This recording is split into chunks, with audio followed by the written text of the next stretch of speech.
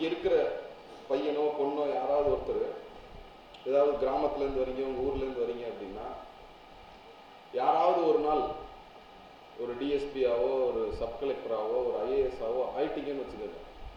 உங்கள் கூடவே உட்காந்துருக்கிற நண்பர்கள் எத்தனை பேர் உங்களை தேடி வருவாங்கன்னு மட்டும் வெயிட் பண்ணி பாருங்க. உதவிக்காக, உங்களுடைய ஃபோட்டோக்காக, உங்களுடைய நட்புக்காக. காலேஜில் ஒழுங்காக பேசியிருக்க மாட்டான், அப்போ வந்து நல்லா பேசுவாங்க. அதை நான் தவறாக சொல்லலை, அது அந்த பதவி உங்களுக்கு கொடுக்குற மரியாதை. ஸோ அந்த ஸ்ட்ரெஸ் பில்ட் ஆகுது அப்படின்னா கண்டிப்பாக ஸ்ட்ரெஸ் பில்ட் ஆகும். ஏன்னா வருஷத்துக்கே ஒரு பரீட்சை தான், வருஷத்துக்கே ஒரு பரீட்சைன்னும் போது 365 நாளில் ஒரு நாள் நடக்க போகிற பரீட்சைக்கு 364 நாள் உட்காந்து தவம் கிடக்கணும்.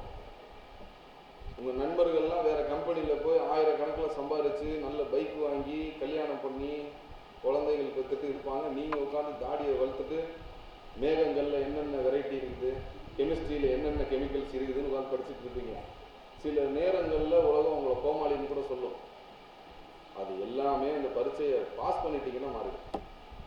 ஸோ அந்த ஸ்ட்ரெஸ் எல்லாம் இருக்க தான் செய்யும். ஸ்ட்ரெஸ் இருந்தால் தான் அந்த பெர்ஃபார்மன்ஸ்க்கான ப்ரெஷர் இருக்கும்.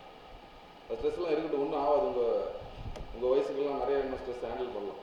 ஸ்ட்ரெஸ் எல்லாம் இருக்கவே கூடாது.